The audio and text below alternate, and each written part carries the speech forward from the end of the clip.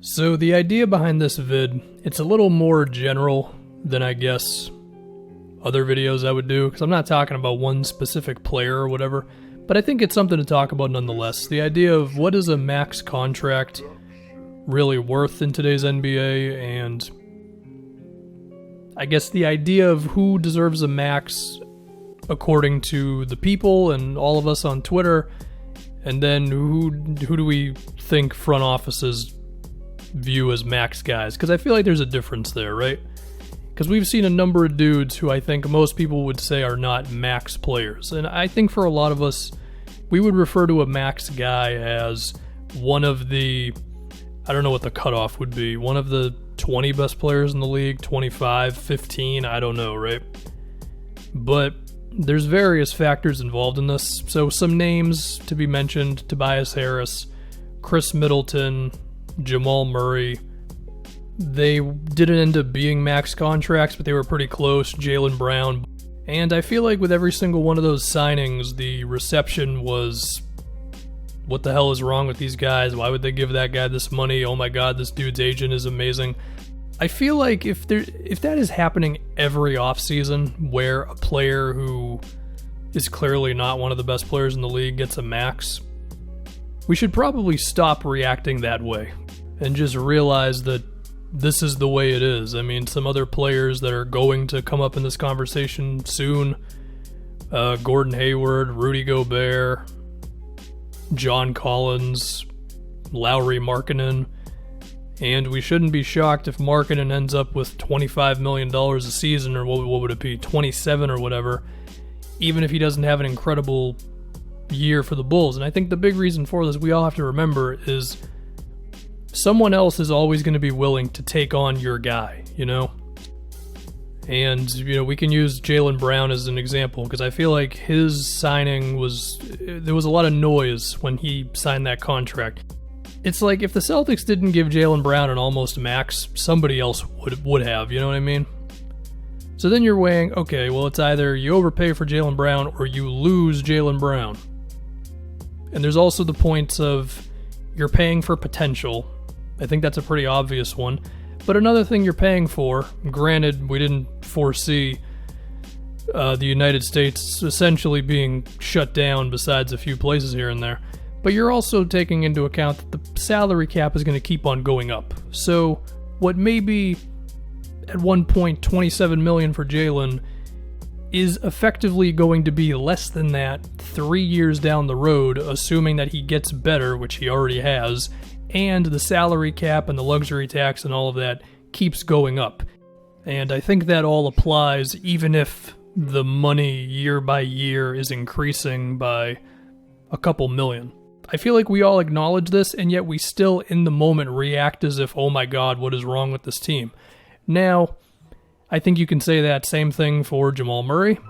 Up to this point, he has not taken a huge jump, but he's got many more years to do it. And again, if they didn't give him that money, somebody else would have, because, you know, to some other team, they're going to be okay with overpaying for some young guy because they're just desperate for talent. I mean, if Jamal Murray hit restricted free agency in a year in which, like, the Knicks had a bunch of cap space, of course they would give him the money, because what the hell else would they be doing? You know what I mean?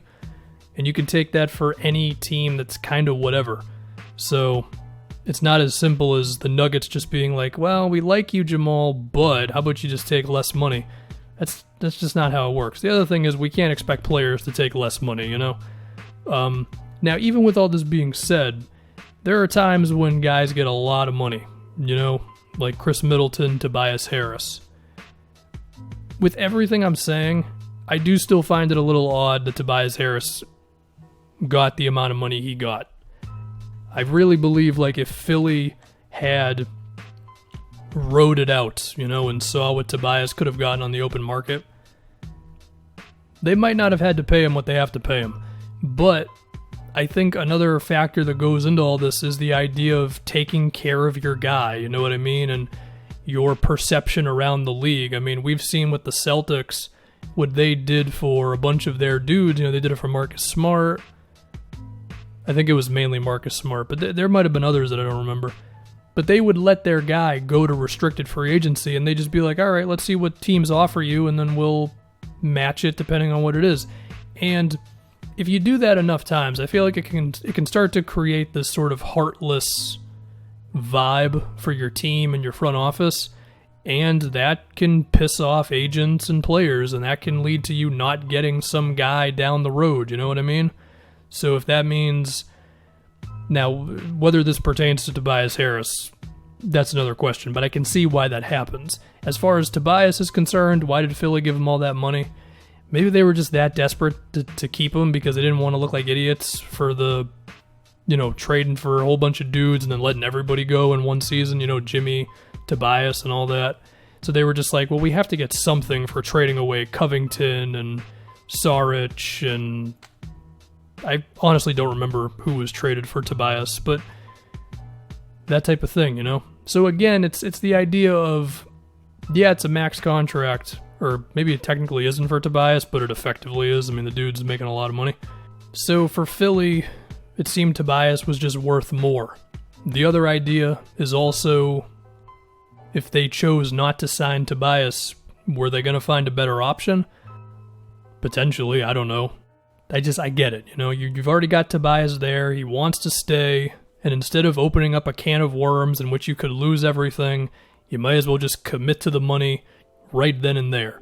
As far as Chris Middleton is concerned, I think that's a little bit of taking care of your guy, but a big reason why the Bucks did that is because they're trying to keep Giannis, you know what I mean? And we can say, oh, well, they shouldn't have given Middleton this much money. Well, you know what the alternative is? The alternative is that somebody else signs Middleton, or Middleton is pissed off because you lowballed him or played hardball or whatever you will, and now that energy goes into the next season, and now Giannis is mad, and Giannis leaves, Now, is it guaranteed that any of that would happen? No, but you're opening up the can of worms. You don't want to open up the can of worms. And if that means you got to give Chris Middleton $10 more million per season than he's actually worth, then you pretty much do it, especially when you've got the second, maybe third, we'll see where Giannis ends up all time, but you have one of your 3 best players of all time to wear your jersey currently under contract, you know what I mean? So you should probably do everything you can to not rock the boat too much. So, yeah. Other interesting things, we saw the Hornets. Were they the first team that effectively said, no, we're not going to give our player the big max contract? I guess the Celtics were that in a way, but at least they got something for Isaiah, whereas the Hornets were just like, hey, you know what, Kemba? Thanks, but no thanks, pretty much. I wonder if we're going to see that more, where a team is just deciding, you know what? We're not going to lock ourselves into that. Now, if they decide to do that, then hopefully they are smart and actually trade the guy, which the Hornets did not do, of course. But we'll have to see. And again, there are a couple of dudes who could be getting maxes in a bit. I think age also becomes kind of interesting. Like when Philly committed so many years for Horford. And I think it's this kind of back and forth where Horford wants guaranteed money because he's old, and people don't want to give him too much guaranteed money because he's old, and it's like there's got to be some sort of a resolution there. And I think Philly, I'm using Philly as an example a lot, but they gave a lot of money to Tobias and Horford. It's, again, I think it's the idea of like, you just think that one player is worth so much to you that you do it, and you just kind of map out a plan to where the money doesn't hinder you too much down the road. And once again, you take into account the cap going up. And we'll have to see where the cap goes because of our current situation. But yeah, I'm talking about that age stuff. What's going to happen with Kyle Lowry's next contract. Chris Paul has ended up being pretty interesting. The thing with CP, though, is he's still pretty awesome. So I feel like it's not really an overpay, to be honest.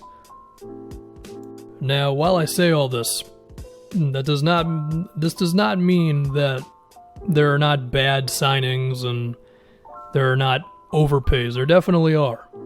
But I just feel like sometimes there's a little more to it than simply we'll just give him this much money. How much is everybody else going to give him? It doesn't matter. We're just going to sign him anyway. Although that probably does happen sometimes, let's be honest. I think one potential example of that could be Andre Drummond with Cleveland. We're going to have to see what happens there. That'll do it for me. Shout out to Peja Stojakovic, and that's it.